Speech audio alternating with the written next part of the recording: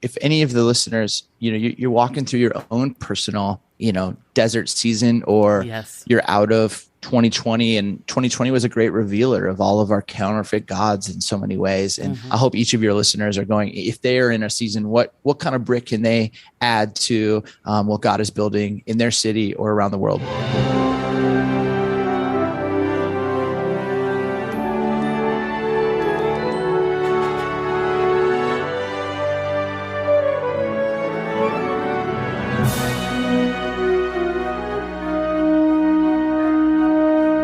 Welcome to the Collaboration Conversation, a new-ish video podcast where we chat with Christian artists, entrepreneurs, and friends who can share about their upcoming projects and how they are using the gifts and talents that God has given them.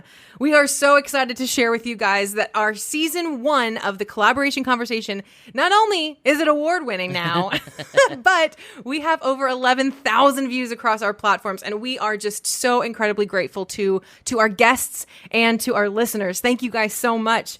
This podcast is part of the Project Brickworks nonprofit crowdfunded ministry, but we are so excited to share with you guys that we are now accepting sponsors for the Collaboration Conversation for this season and for next season.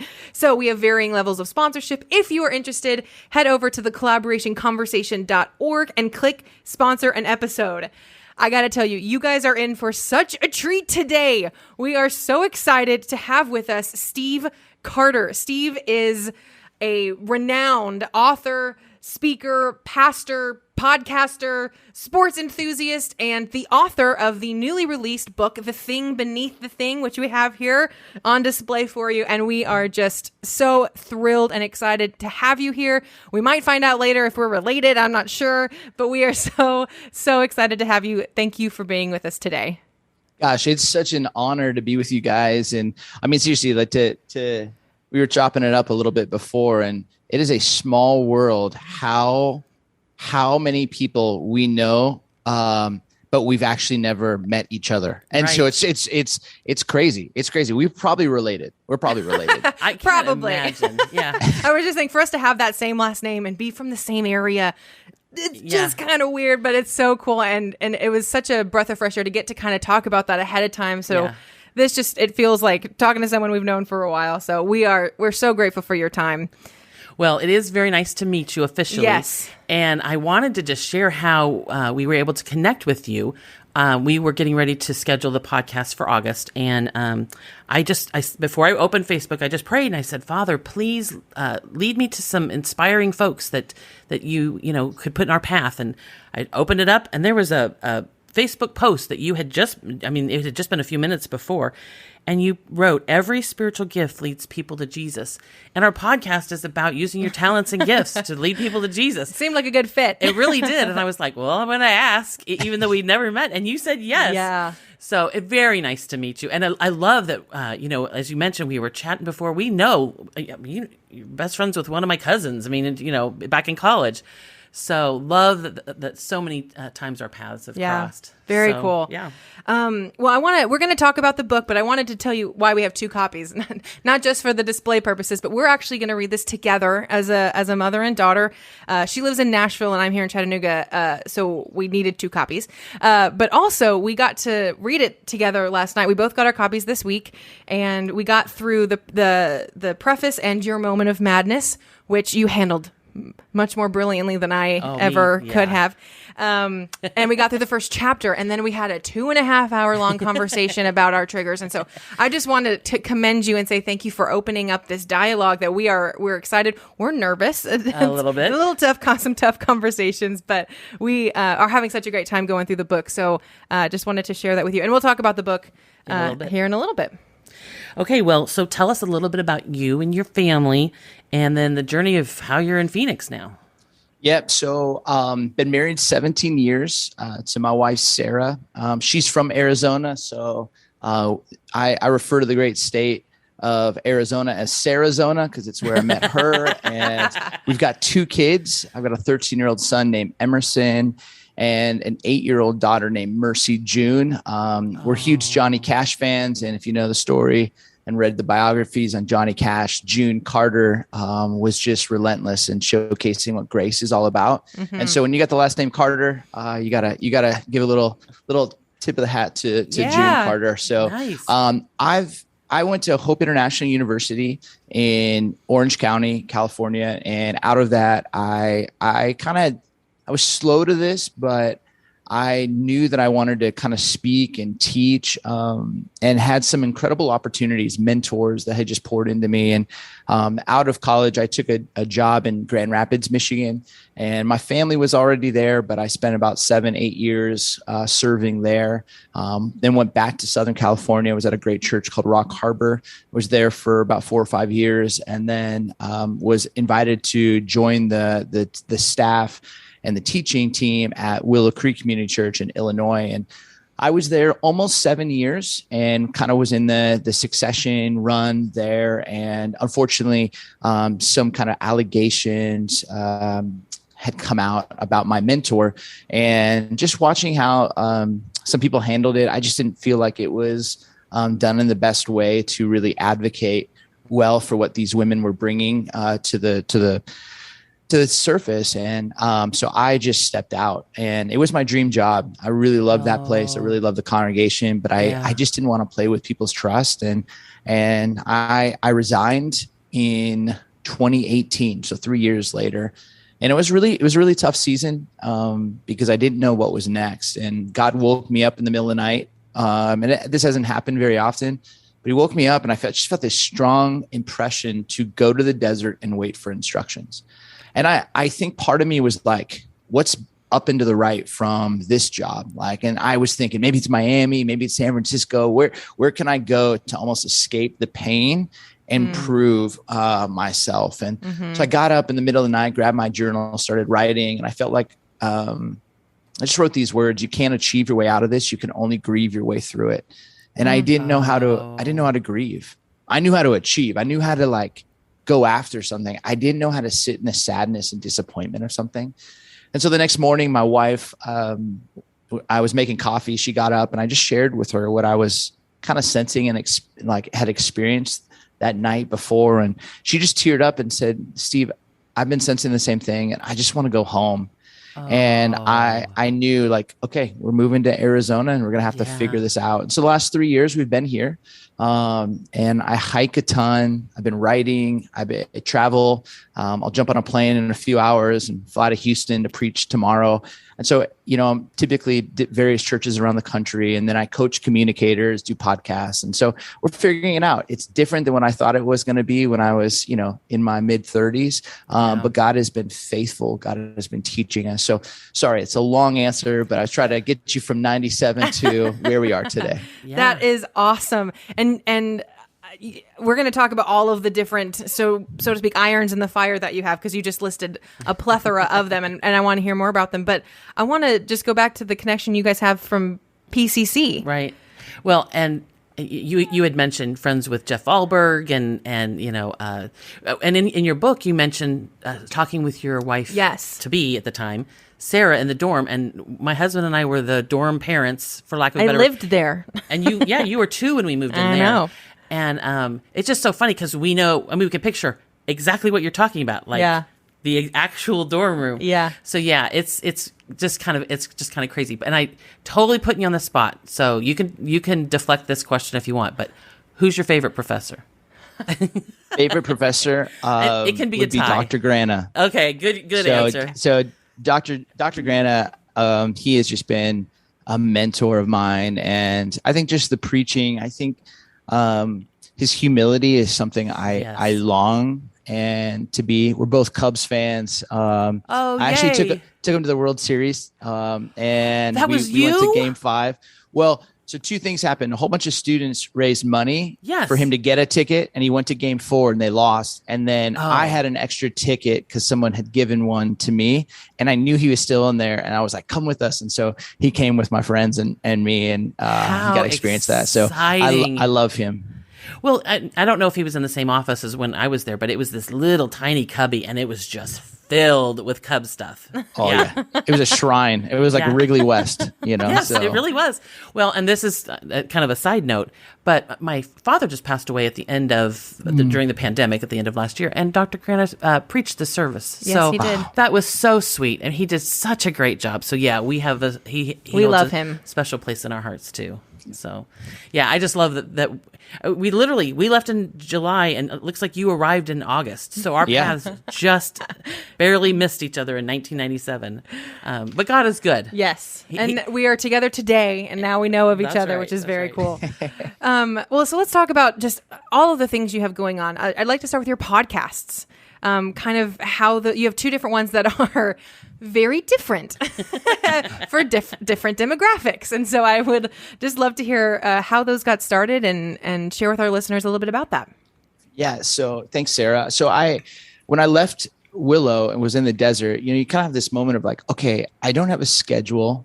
I don't have a boss. I don't have an elder board. I don't have to, what do I do with my day? Like, I'm like my own CEO. And so there's this organization called the Patterson Center, and Patterson Center, like in Fortune 100, Fortune 500, even massive NGOs, they do a lot of like strategic planning. And they started something called a life plan, because all of these CEOs kept saying, what you just did for our company, I need you to do for my life.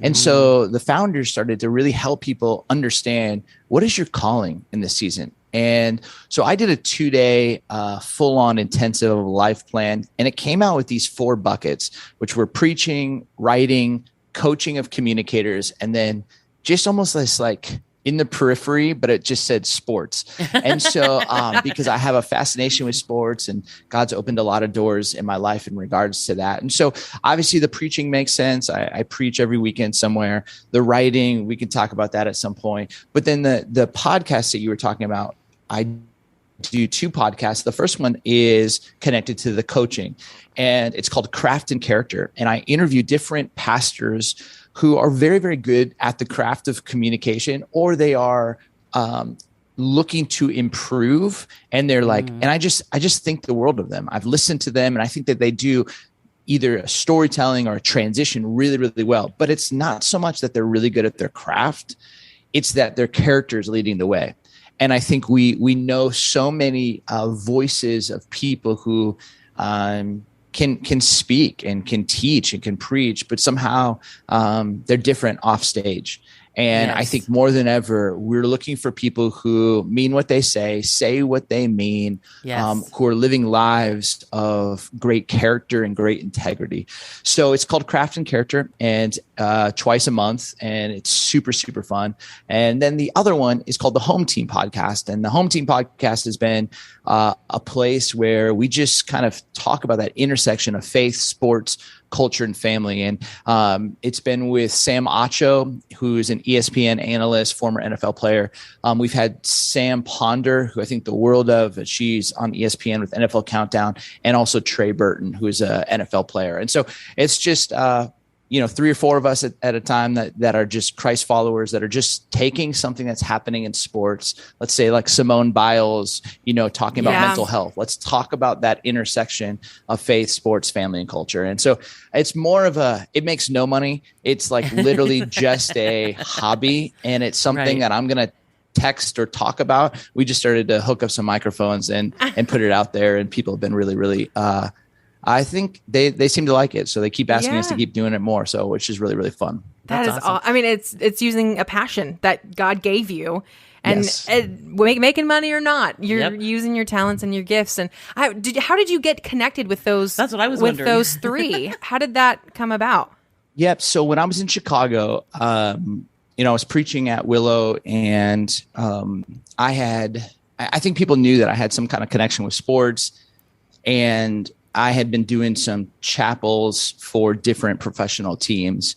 And so got connected with Sam when he was on the Chicago Bears, and Trey Burton when he was on the Chicago Bears. Okay. And I started doing kind of a Bible study during the week with the Chicago Bears. And it was a really, really beautiful, powerful time.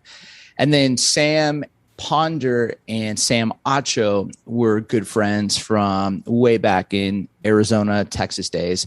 So Sam Acho introduced me to Sam Ponder. So it's kind of like a small little world of, people who are trying to chase after Christ and people who love sports. And so once you kind of get in, there's a great crew of some amazing people.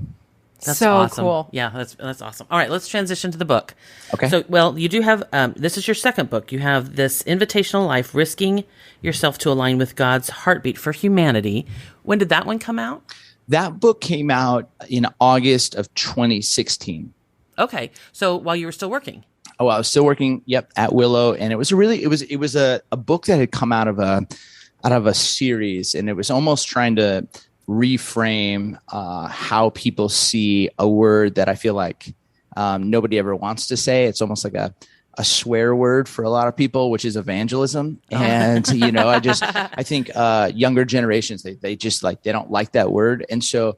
But I realized like Jesus was really great at just inviting people into God's presence, inviting people into a larger story. And I think for many people, when they think of evangelism, they see it as a spiritual gift. So going back to the quote that I had posted that you reached out to me, is I think every spiritual gift has been given to point people to Jesus. So if you have the gift of hospitality, how do you use that because that's every spiritual gift is almost for the sake of evangelism. Yeah. And so that's kind of the heartbeat of that book, is just helping people discover their story, how to see God's story in every person that they meet, and really walking through the biblical story. There's a lot of like teaching in it, but it's really applicable, and really try to inspire people to use their story, their life, their relationship with Christ to reach their neighbors. That's awesome. That is awesome. I can't wait to read that, because you're right. I am a millennial, and I am surrounded by this word. You're right. It's kind of become this bad word, so to speak. And so that's incredible. That's awesome. Well, and this is a side note, but we have been watching the TV series, The Chosen. Yes. And one of the things that just is so pronounced to me, that every time someone has an encounter with Jesus, it is life-changing. And I want so badly to be able to bottle that, or I guess it's the Bible, but just this idea of, if I could just share with you what he has done in my life, it would change your life forever.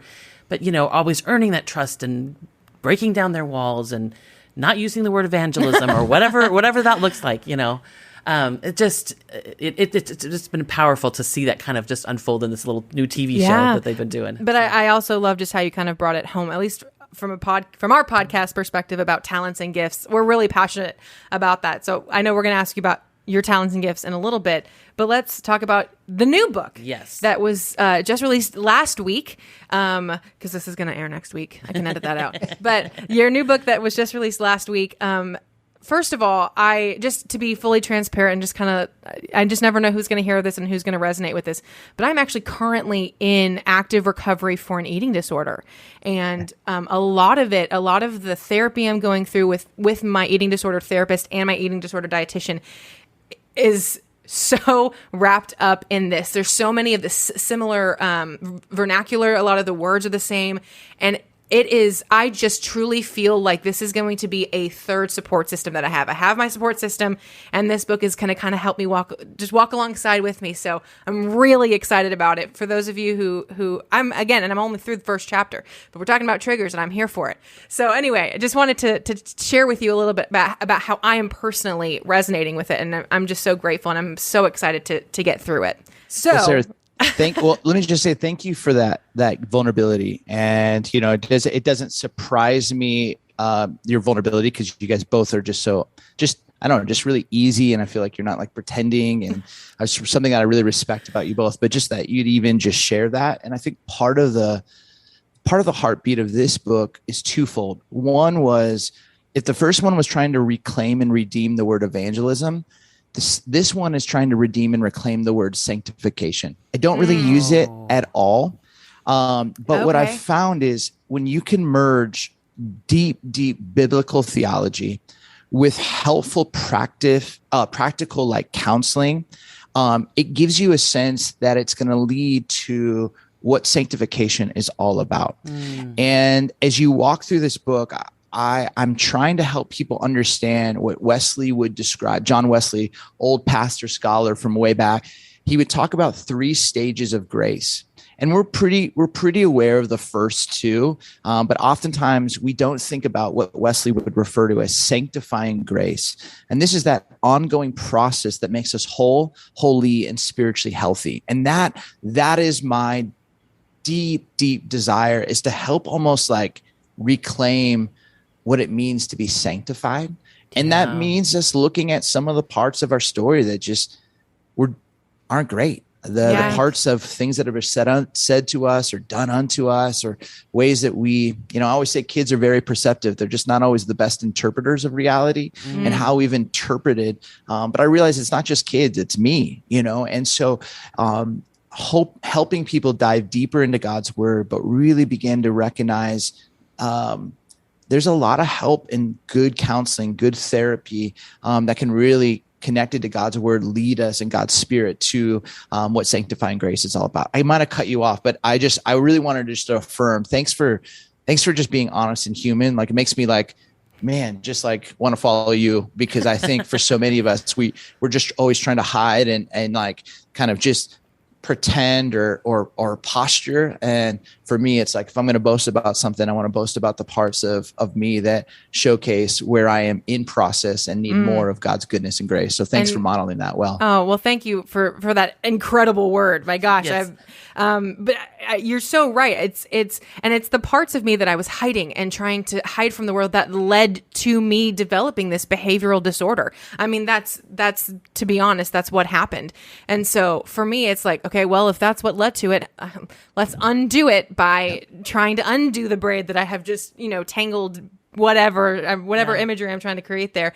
But so, yeah, anyway, I'm just so grateful, and I'm really looking forward to this being such a big part of our lives, especially me in this particular season that I'm in.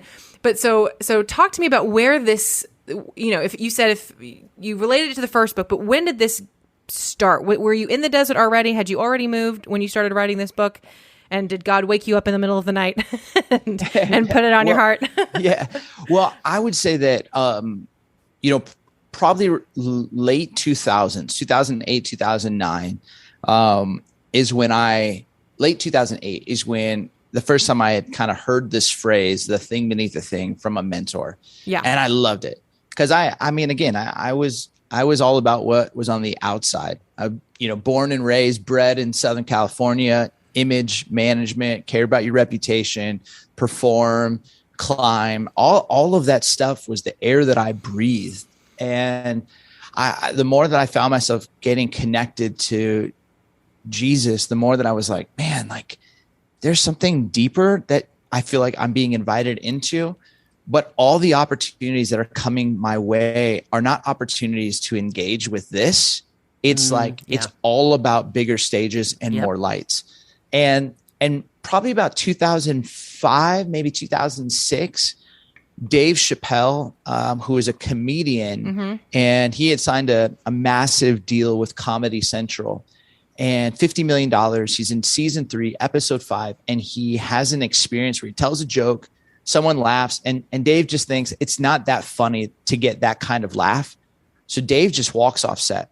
And people are like, what's he doing? He calls his driver, gets in the car, they take him to the airport, and he ends up buying a ticket to South Africa. Doesn't tell anybody.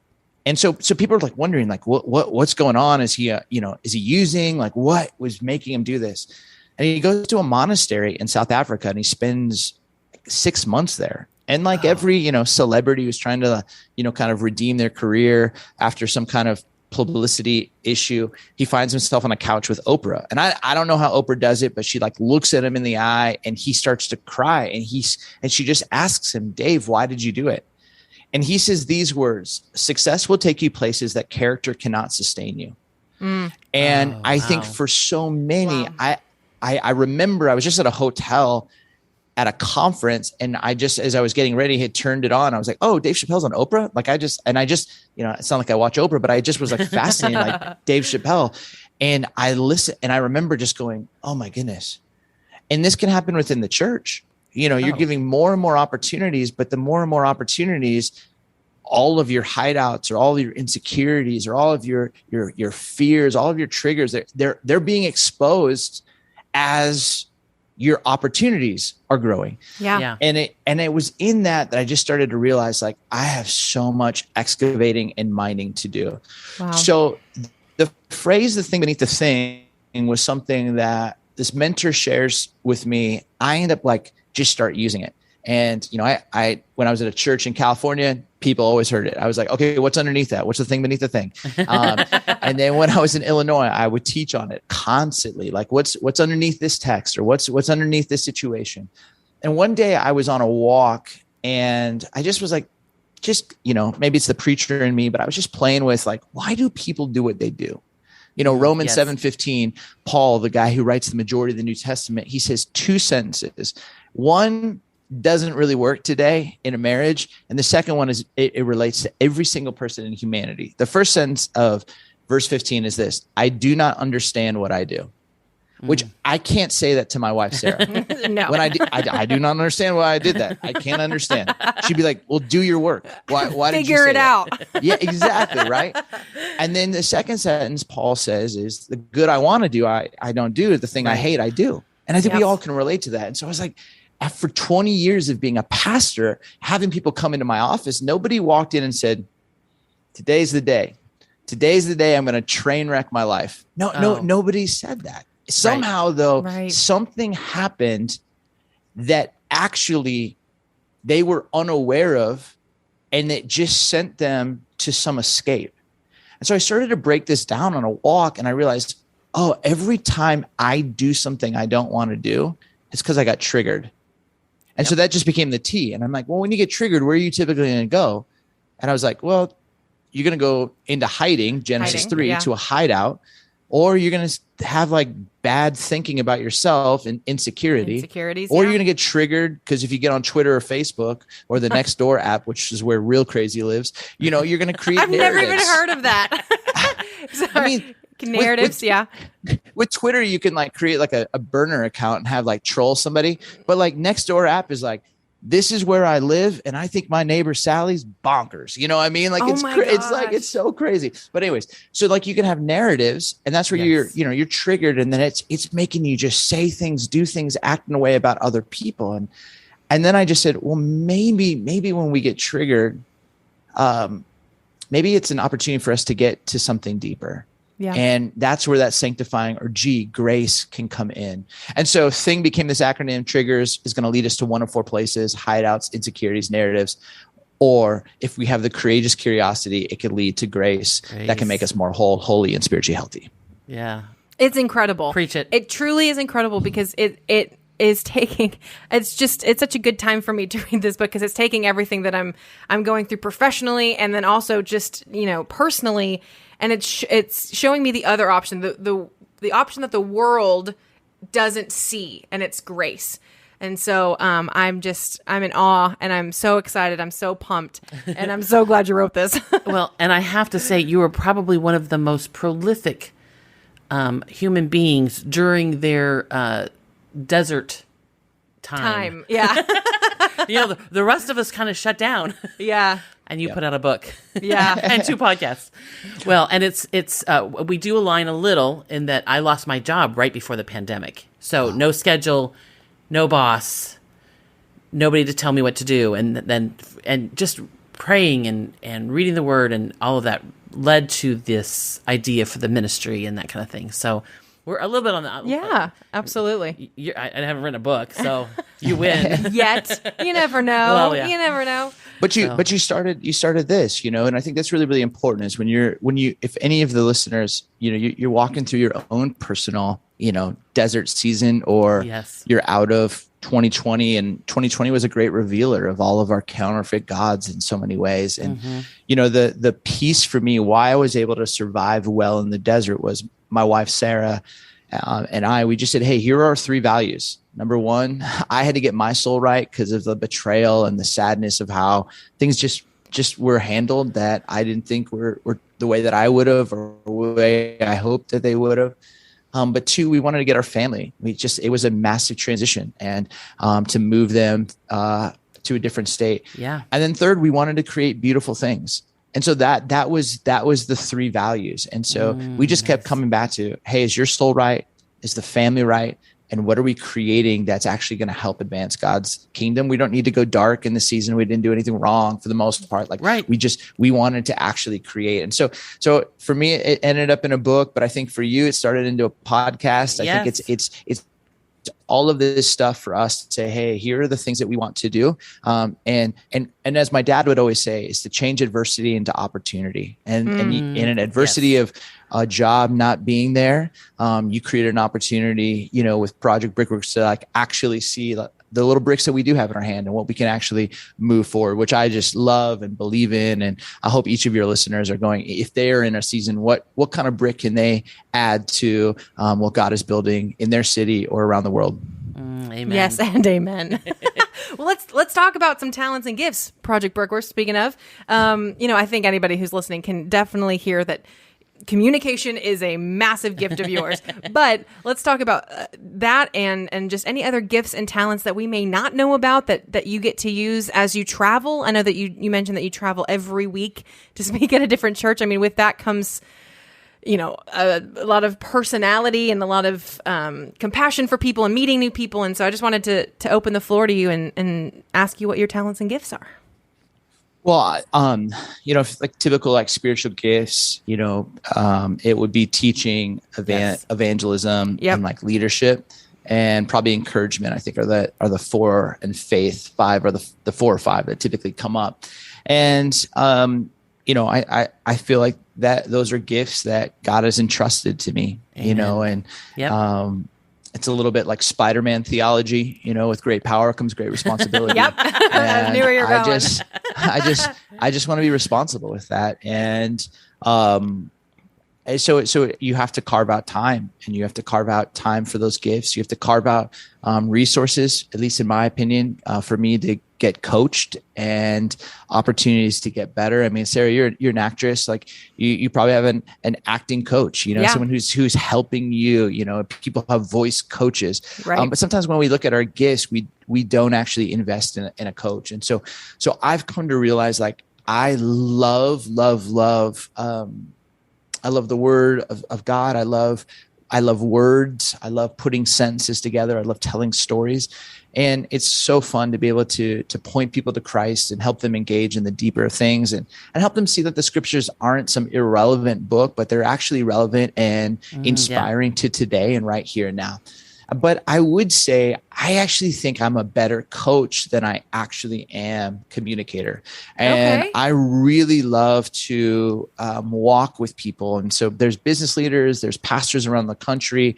But through this whole craft and character piece, part of it was because I played college basketball, and play is not the right word. I sat the bench, but I got free shoes. But I watched a lot of game tape and had to cut tape. And, Sarah, we talked about this even before. You're a video editor. So you know how to cut, you can stop, you can coach, and you can watch. And so for me, I can really help people understand in the preparation, to the delivery, to the feedback, all of those points and processes, and really coach people to actually say what they want to say in a way that is not trying to sound like somebody else, but sounding like the unique voice that God has entrusted to you. And so that for me in this season has been probably my 2 biggest gifts: teaching, coaching, and then I do love people.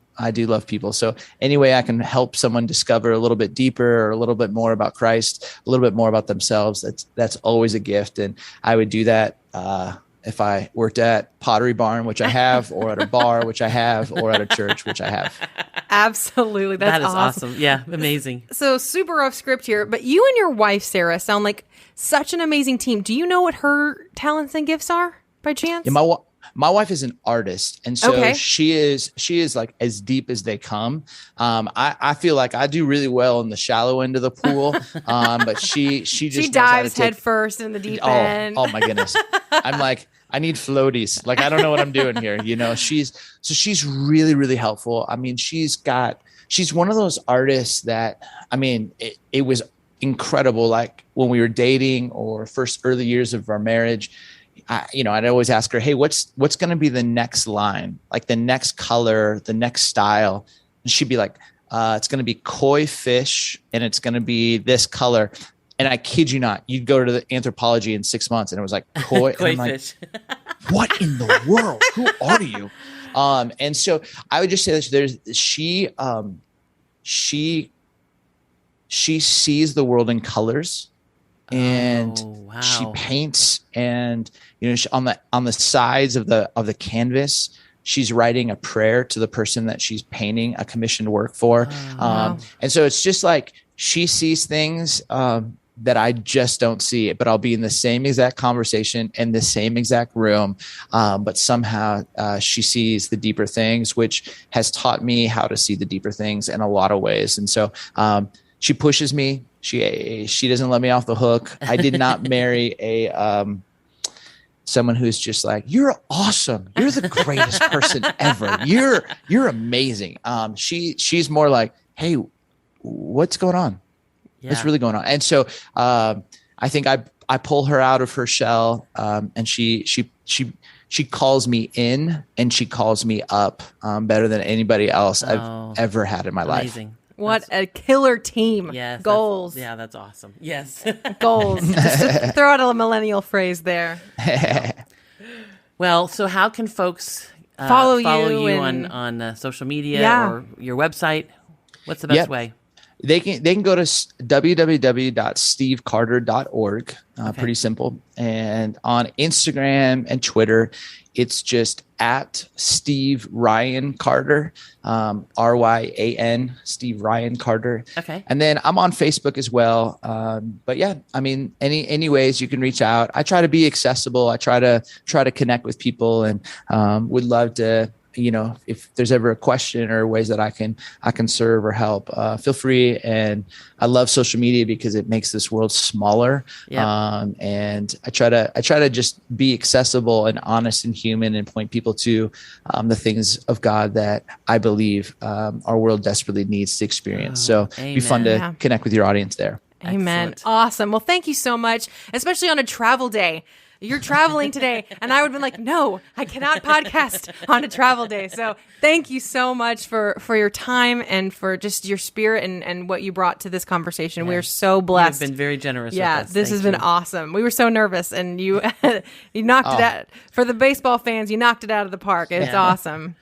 Well, thanks for what you're doing. And seriously, you get the chance to do these, and I love the fact that it's mother-daughter, but I love the fact that you both are like, you just play off well, and just the honesty, the desire that you guys have to really inspire and empower others. Our world needs more of that. And so just praying blessing upon blessing, grace upon grace, and keep handing and reminding people that the bricks that they have in their hand, and calling them to put those bricks into the game, because the kingdom needs it. And grateful to have met you. And just we got to do like a 23andMe, because I'm sure with your Carter background, me having Carter as my last name, there's got to be something. It's somewhere for sure.